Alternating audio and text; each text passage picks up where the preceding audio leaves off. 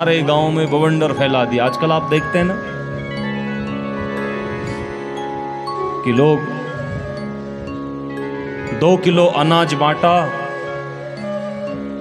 और उससे कई ज्यादा फोटोएं खींच ली, वीडियो बना लिया, बेचारा लेने वाला भी शर्मिंदा हो जाता है उसको है? तो ये दान नहीं है, ये दिखावा है। जो आपने दान दे दिया उसकी कभी चर्चा मत करो।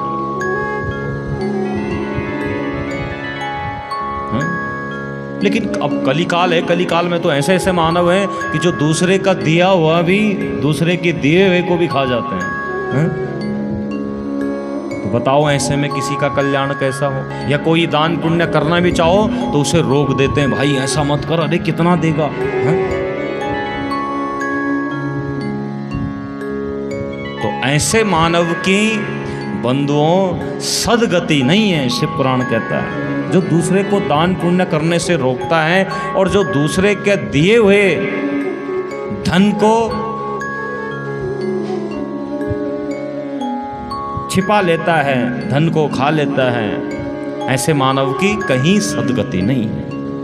हाँ, उसका नितांत फल मिलता है। 4 चीजों का फल तुरंत मिलता है। पहला,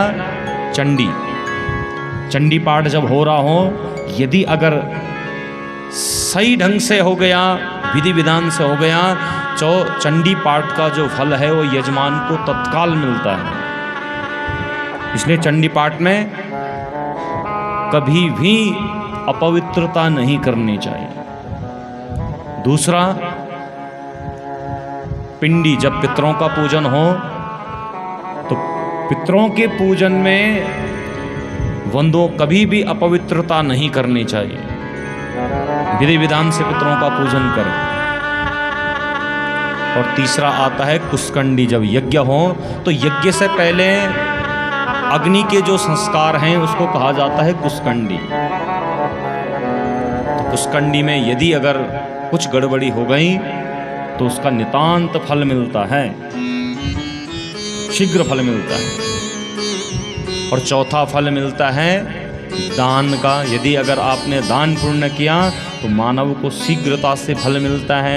और यदि अगर उस दान से किसी ने उस दान के पैसे को खा लिया, दूसरे के दिए पैसे को रोक लिया, उस पैसे का गलत प्रयोग कर लिया, तो बंधुओं उसका नितांत शीघ्र फल मिलता है। शिव पुराण कहता है इसका। इसलिए दान बड़ा सोच समझ कर करना चाहिए। अच्छा, दान के लिए पात्रता। दान सदैव शत पात्र को दिया जाता है, हर किसी को दान नहीं दिया जाता।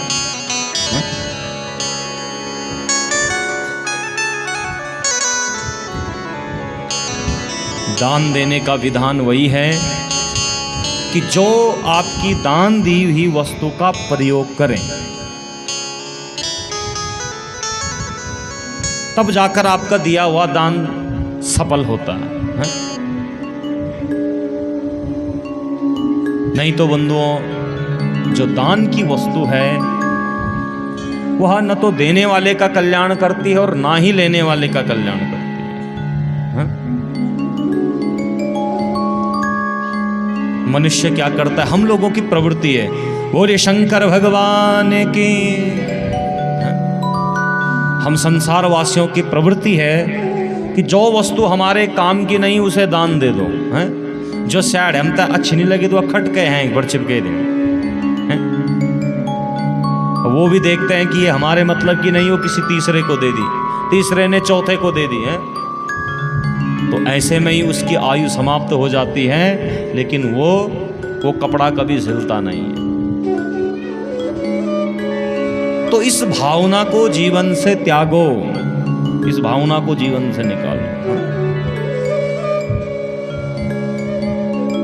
आजकल दुकान में आप सामान लेने जाओ, अब लिस्ट में सारा सामान लिखा, 2 जगह दुकानदार जरूर पूछता है, एक घी के लिए और एक ब्राह्मण के वस्त्र के लिए, वर्ण के लिए, है ना। जैसे लिखा कि पंडित जी के लिए कुर्ता पैजामा, अच्छा बोला दान वाला तो वो अलग रखा हुआ है। और एक कहता है कि घी वाला, तो घी में पूछता है कि पूजा वाला घी या खाने वाला घी। बंधुओं, जो अच्छा घी है इस समय कम से कम 700 रुपये किलो है ना, और पूजा वाला जो घी है वो 170 रुपये किलो है। अब बताओ 170 में कहाँ आज के ज़माने में घी मिलेगा, जिस ज़माने में दूध भी 100 पर पहुँच गया है? कैसे मिलेगा, सोचिए। तो ऐसी वस्तु का दान करने से पुण्य नहीं, ऐसी वस्तु का दान करने से पाप मिलेगा।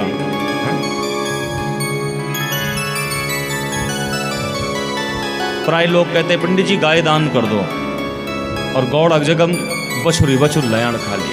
विधान यह है कि सब अच्छा गौ हो, गाय जय जगड़ में छोट बछुर हो, ब्याई हुई गाय हो, गाय के चारों पाँव में चांदी के खुर हो, सिर में सींग में उसके चांदी की परत लगी हो, और सब वस्त्र अलंकार सहित तब गोदान होता है।